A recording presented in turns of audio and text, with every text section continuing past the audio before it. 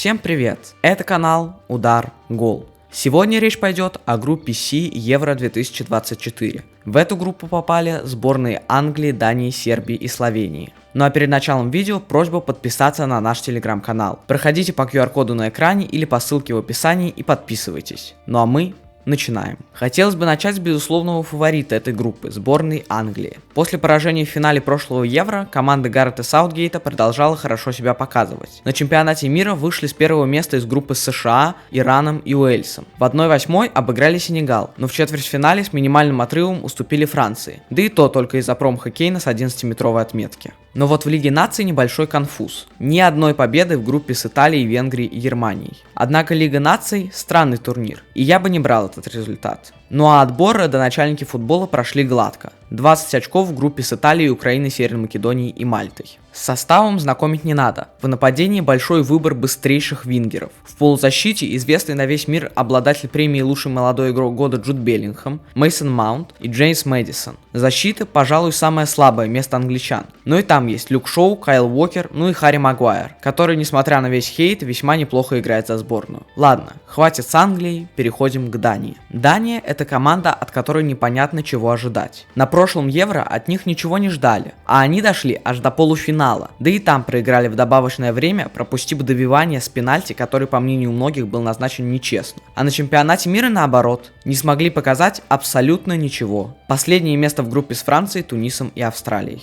Отбор на Евро они прошли как-то странно. С одной стороны, есть сенсационное поражение от Казахстана и дико неуверенная победа над Сан-Марино, а с другой, есть и неплохие игры, как последняя игра со Словенией. Также Дания занимает первое место по угловым и передачам среди всех команд отбора. Короче, если полистать топ команд по разным параметрам, то датский флаг нередко будет попадаться вам на глаза. С составом у датчан тоже особых проблем нет. Есть как молодые игроки, вроде Расмуса Хойлунда или Микеля Дамсгара, так и проверенные ветераны, вроде Каспера Шмейхеля или Кристиана Эриксона. Одним словом, игроки в распоряжении Каспера Юльмана есть, и неплохие. Вопрос только в том, как он эту команду построит. Да и не стоит забывать, что у Дании кубков Евро больше, чем у Англии. Следующая на очереди сборная Словении. В Евро участвовали один раз, да и тогда вылетели из группы с последнего места. На чемпионат мира не вышли, а в Лиге наций чудом не вылетели и заняли третье место в группе с Норвегией, Сербией и Швецией. Отбор тоже прошли не гладко. Ничья с Данией и поражение от Финляндии и Дании хорошим результатом не назовешь. Из состава можно лишь выделить одного из лучших вратарей мира Яна Облака. Выступает он, безусловно, неплохо и может сделать важные сейвы в ряде матчей,